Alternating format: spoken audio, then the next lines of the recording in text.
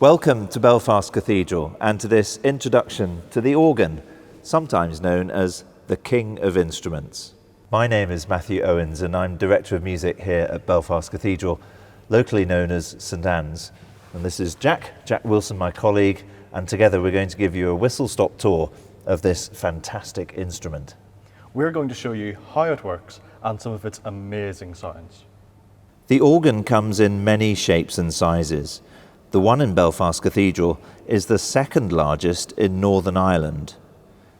We also have two smaller organs here, which we'll be using in our demonstration today. But where did it all begin? Well, the organ was first invented over 2,000 years ago, around 250 BC, in Greece.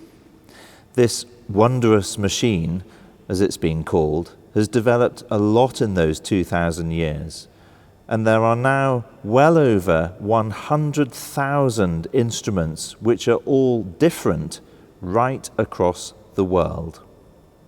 Some organs, like this one here, are smaller and have just one keyboard. Why don't we have a listen?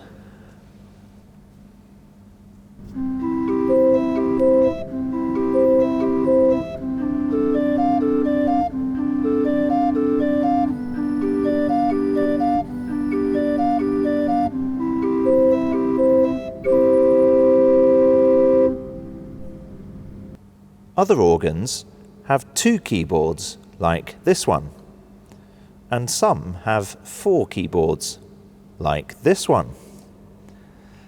Others have three, and some have five.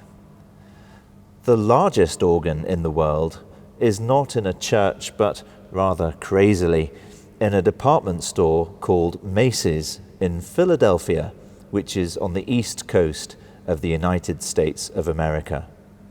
It has 6 keyboards and a staggering number of individual pipes, nearly 29,000 of them. So, let's see how an organ really works. Firstly, I think we're going to need some wind for the pipes. Here it comes.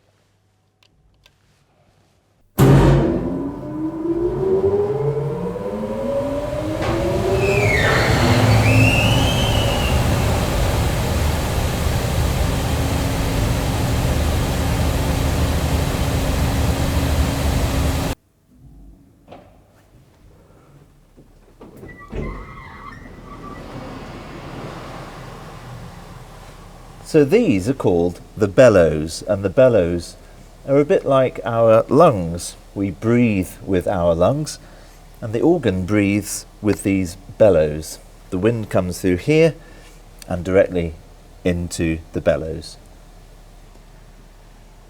Air is blown from these lungs to what is called a wind chest, which sits underneath the pipes. Pressing each key on the organ keyboard opens a valve, which is a bit like a small door, and that valve sits under the pipes, and then the wind blows through the pipes to produce a sound. Now, because it's a little bit cramped up here and the pipes are rather large, I'm going to nip downstairs again to the little organ and we'll see how a pipe works. Each note on the organ has its own pipe, and often more. I'm going to open this one up here, and you can see inside there are lots of pipes. I'm going to take one out, and they work in the same way to blowing into a flute or a recorder or any other wind instrument, but we only get one note out of each pipe, and this one sounds like this.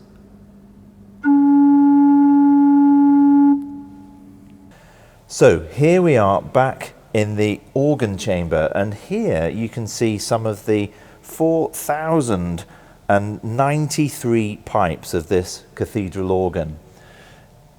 Now I'm going to show you something really clever about organs, and we're so far away from the keyboards where Jack is currently seated. I've got him on the phone here so that he can hear what we're doing and can respond accordingly. This looks a bit like a wall here, perhaps, but in a minute I'm going to ask Jack to press what's called a swell pedal. And when he does that, you'll see this wall become something else. Jack, can you do the swell pedal for us? There we are. And so what this does, this is like a big box, and it lets the sound of the pipes, if you can see inside there are lots and lots of pipes in there, and the sound from the pipes is able to come out once these little wooden slats are open. And when he closes it again, you can't hear them so much. So you can create what's called a crescendo, where the music gradually gets louder, and a diminuendo, where it gradually gets quieter. So Jack, perhaps if you could put something on very quiet and demonstrate a crescendo and a diminuendo. Here we go.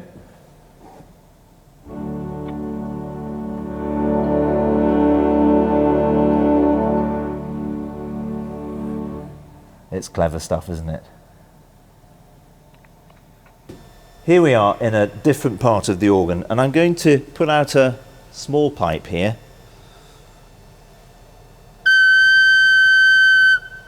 That's a G.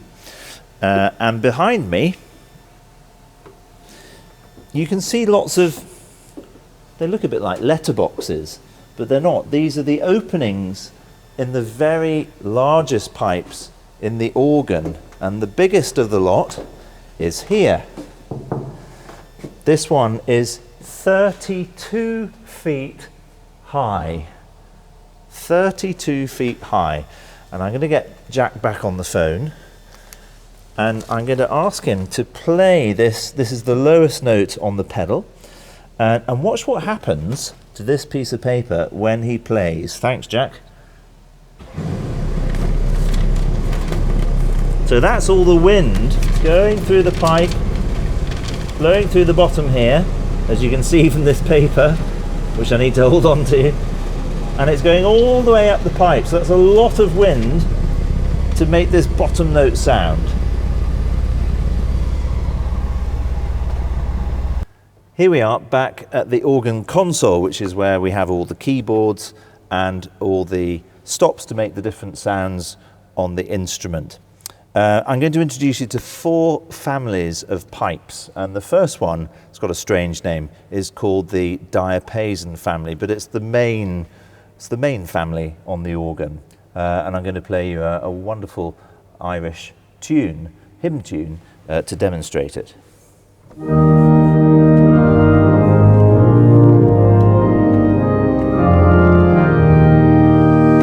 And we can make it a bit brighter by adding some more sound.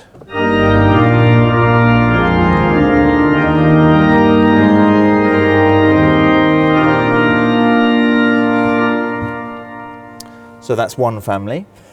Another family is the reed family. So this actually includes on this organ trumpets and oboes and clarinets and various other things. And they sound like this.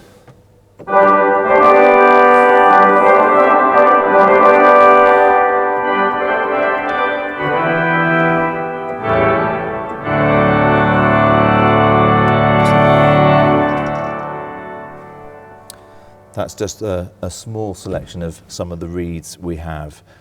Then we've got some flutes, lots of flutes. Just give you a quick demonstration of those. Here we go.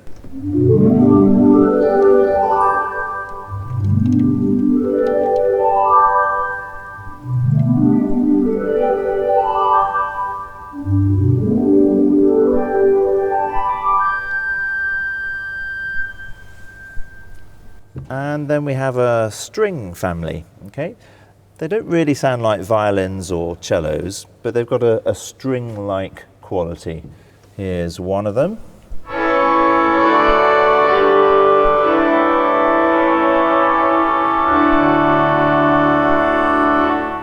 And then here are some of my favorites on the instrument.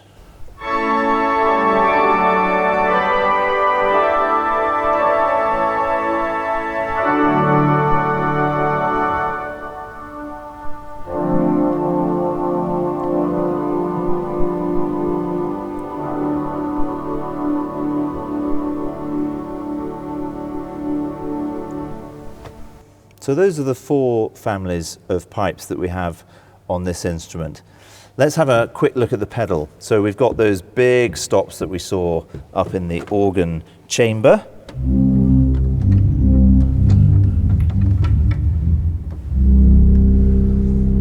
That includes the big 32-foot pipe that we saw, and then we've got another 32-foot pipe here, which sounds quite amusing on its own.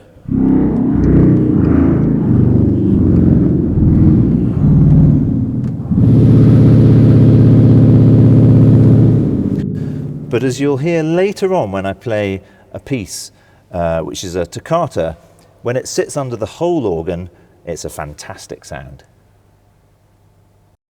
So there are the various families of the organ and some of the pedal sounds that we can have. I'm going to get Jack now to come and play some pieces which will give you some different effects on the organ for you to enjoy. So now that Matthew has shown you some of the stops and sounds we can get on the organ, I'm going to show you some of the special effects we can achieve. So we can get highs.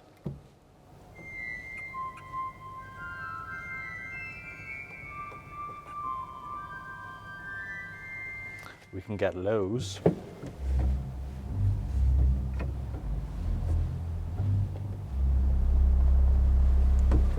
We can make it sound scary.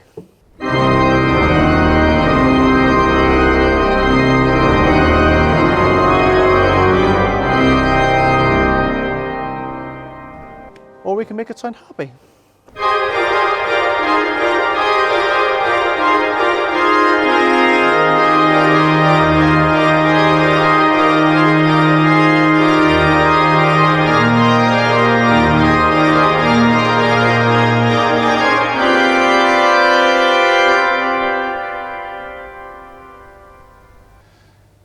We really hope you've enjoyed this short introduction to the organ, and perhaps you'd like to have a go.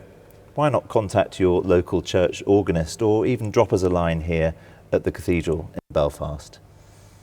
It's a wondrous machine, as it's often called, and I really enjoy playing it, and I know Jack does too.